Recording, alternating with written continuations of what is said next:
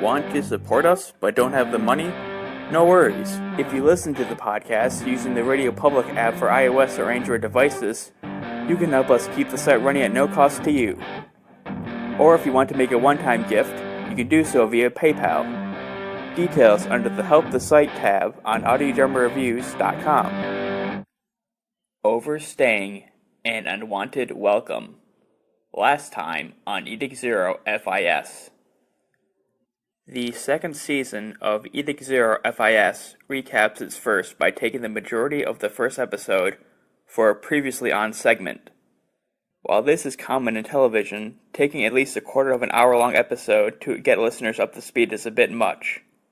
Add in the fact this is a two-part season premiere, and you're reminded of the Hobbit Trilogy and it being overbloated with unnecessary story beats.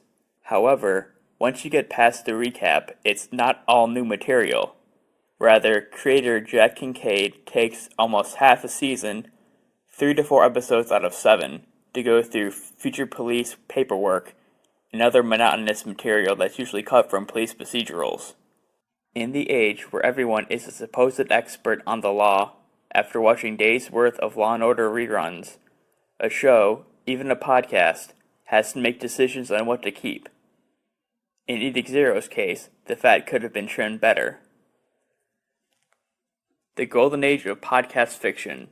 Cameos, deep cuts, and star power.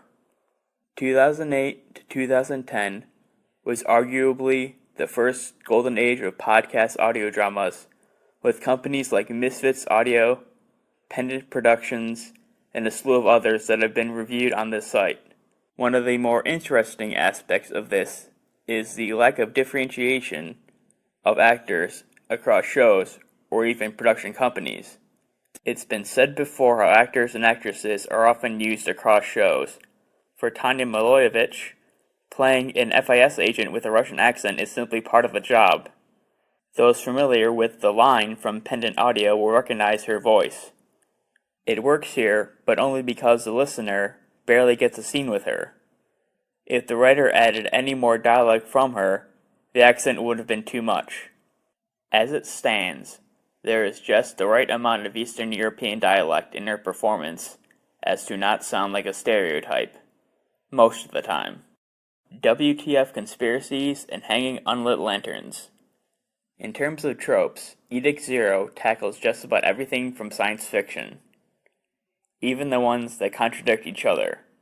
Yet the trope inclusion works and doesn't at the same time.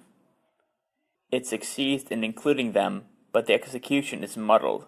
To use the writing tip of hang a lantern on it, throughout this season, the trajectory of the plot is illuminated by dimly lit lanterns, some of which aren't even on.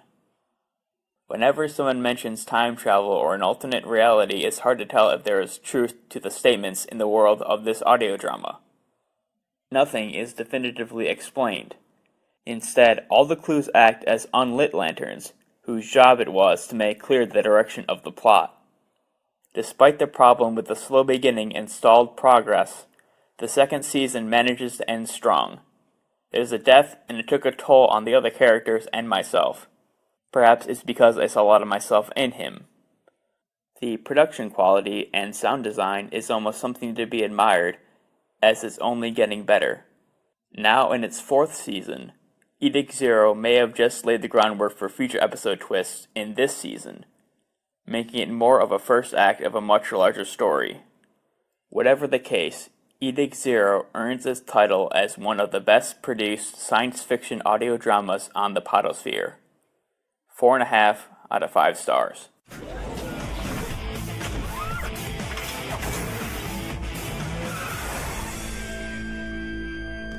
What's happening, everyone? I'm your host, Maxwell, from Bay 13 Podcast. Take a step into Bay 13 for a look into the automotive industry.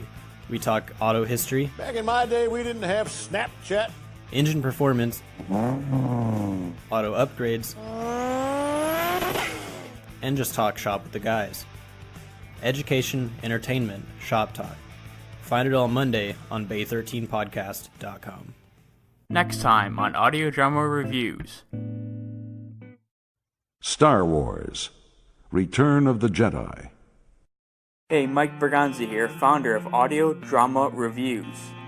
If you like what you heard, consider following us on Twitter and Facebook, subscribing to our YouTube and SoundCloud channels, and last but not least, our Patreon and iTunes accounts. Links to all those in the episode description.